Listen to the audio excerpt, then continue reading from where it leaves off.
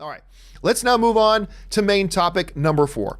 And the fourth main topic today comes to us from Andrew Meechum, who writes, "Hey, John.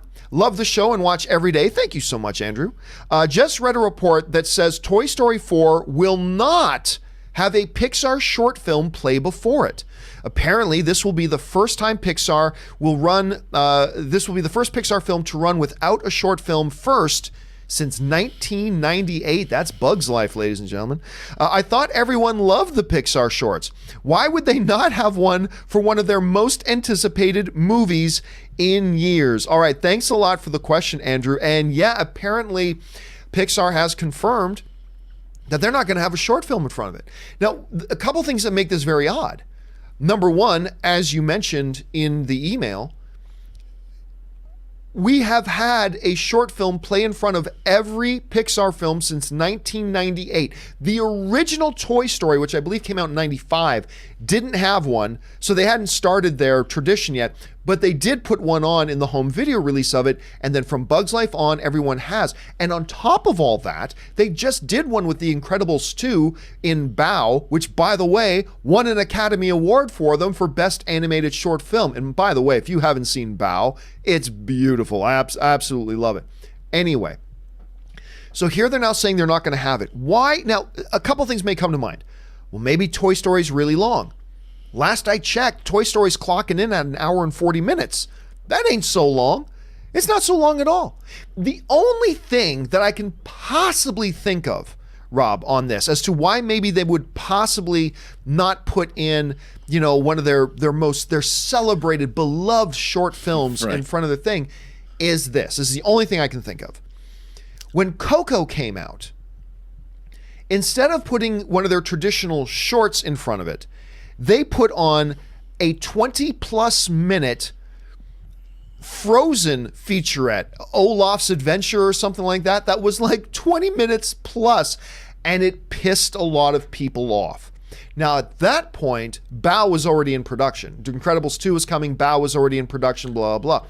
So the only thing I can even remotely think of, Rob, is that, and this is a stretch though, maybe Pixar is reacting to the backlash they got from that Frozen featurette. Maybe they're thinking audiences don't want to see it. I don't know. Personally, I freaking love and look forward to every time I go to see a Pixar movie. I love looking forward to seeing what short film they do. Now, granted, it's not cheap to make those short films. It's not cheap. And that just adds, you're not adding anything to the box office, but you are adding to expense. So maybe this, I don't know, Rob, you hear about this. Does it make any sense to you? And what could you see as possibly some of the reasons to not do one of these beloved traditional short films in front of Toy Story 4? Well, first of all, Olaf's Adventure wasn't a Pixar movie. So Disney put a short that wasn't that's right, a like Pixar a non-Pixar. Yeah, and I think that they're all under the Disney roof, but yeah, you're right. Yeah, I think you know why there's no Pixar short in front of Toy Story 4? They just didn't have one they wanted to make. I mean, Pixar spends a long time, years, developing their movies, and they don't release them. They're like Paul Masson, who sold no wine before its time. Pixar does not make short films and crank them out. Unless they know they're of a certain caliber, they're not going to release it. They probably just didn't have a good enough idea, and they probably figured we don't need a short in front of Toy Story 4. We didn't have a short in front of the first Toy Story. This is kind of going to be the last Toy Story. We just won an Academy Award for a Toy Story a Pixar short off in front of Incredibles 2. Unless we have an Academy Award-winning idea, we're not going to make it. So they didn't. I think maybe you just probably landed on the most logical explanation, because we were just talking the other day about, you know, how do they keep putting out these great Toy Story 4 still holding 100% of Rotten Tomatoes? How do they do it? And I said, because they always put their story first. They don't do anything until they've gathered in a room with a bunch of creative people and come up with what they think is an airtight story. And that would speak to what I think you just made a great point. Maybe it's just simply, you know what?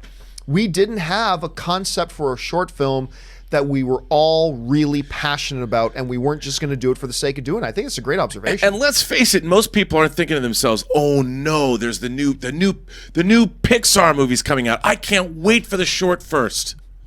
They're thinking about the Pixar movie. I kind of do a little bit. I know, but no, absolutely. But I think, look, Disney did not have enough faith in Coco on its own, they had to stick an Olaf, a Frozen short, in front of it. Which backlashed on them. To People get did not people like it. into the theater because they didn't trust.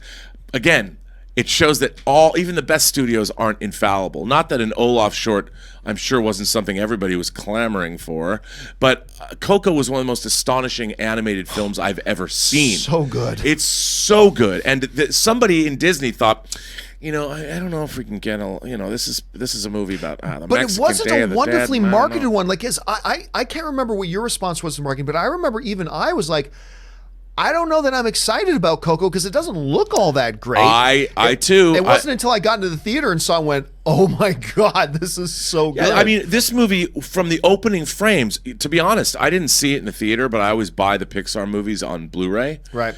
I put on Coco, and my girlfriend and I put it on, and I was, from the opening, I was just astonished. And I was thinking to myself, why did I not go see this movie in the theater? Because it's astonishing. And I'm sure that, they didn't quite know how to market, because their marketing department, Coco is not an easily, it's not an easy movie to sort of categorize. Not at all. Absolutely. And it's like, how do we get the family audience in? It's about the Day of the Dead? I don't know. It's about Mexicans. I don't know. How are we going to do that? I thought it was one of the most wonderful animated films, not just from Pixar, but one of the most wonderful animated movies I have ever seen. And I just think that they just don't have a short this time. And we've got Toy Story 4. That's your marquee. It's like Toy Story 4, mic drop. They don't need a short. So there's a lot of business in there too. It's like, so we could spend an extra $4 million and make a short, or we don't spend $4 million and everybody's going to come see Toy Story 4 anyway.